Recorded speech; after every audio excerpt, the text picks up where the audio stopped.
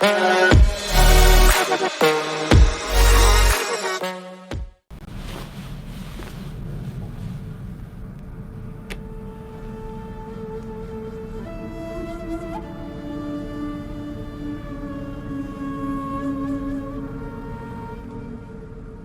मैं पढ़ रहा था, सूरह हूद में रब फरमाता है कि सब्र करो, बेशक अल्लाह सब्र करने वालों के साथ है, जो बोया है वही काटना है।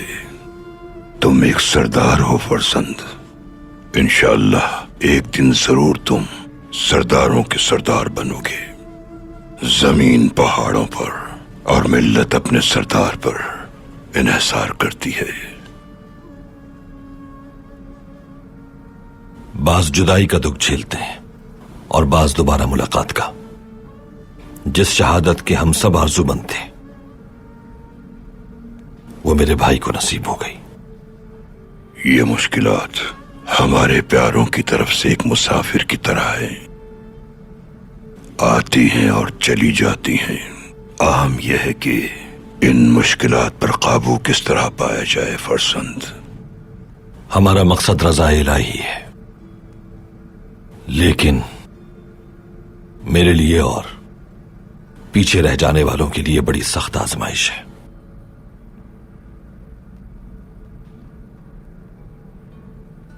अर्तुरुल मेरे फरजंद, आलमीन के लिए रहमत बनाकर भेजे जाने वाले हमारे पैगंबर दुनिया में यतीम आए थे।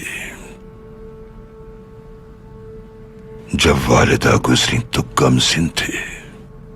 उसके बाद उनके दादा और चचा भी इस दुनिया फानी से चले गए, जिन्होंने हर मुश्किल वक्त में हमारे नबी का साथ दिया। मुशरिकीन मक्का ने उन्हें तन्हा देखकर अज़ियतें दी। उनकी पुश्ते मुबारक पर दौरान नमाज आलाइशें डाली गईं। प्यारी बेटी बीबी फातिमा दौड़ कर आती और उन आलाइशों को साफ करती। आप फरमाते, परेशान ना हो बेटी, अल्लाह हिफाजत फरमाने वाला है। इस तरह तसल्ली देते। मुशरिकीन ने आपके चचा अबू तालिब की वफात के बाद आप पर बहुत से जुल्म ढाए, इतना दबाव डाला कि आपने फरमाया, मुझे आपकी वफात ने तन्हा कर दिया है प्यारे चचा। फिर आपकी शरीक सफर, शरीक हयात बीबी खदीजा भी दुनिया से रुखसत हो गईं। आपके सबसे बड़े हामी हजरत हमजा भी ओहद में शहीद हो गए। अपने बच्चों को भी अपने हाथों से सुपुर्दे खाक किया, लेकिन आप सदाकत और मुस्तकिल मिजाजी के साथ साबित कदम रहे। जैसा कि अल्लाह इरशाद फरमाता है, बज़ाहिर हर अच्छी दिखने वाली शय में शर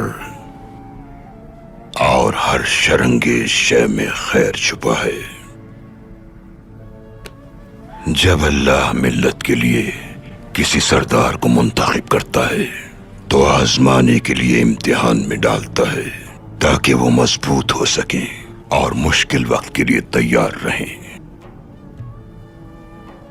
यूं समझो कि तमाम तीर उसकी कमान में खींचे जा चुके हैं। कमान को जितना खींचा जाएगा वो तीर उतना ही दूर जाएगा। तुम अपने प्यारों को समेटकर जितना करीब करोगे और माँ बाप की तरह शफकत से पेश आओगे, तो याद रखो अल्लाह ऐसे ही लोगों को दोस्त रखता है।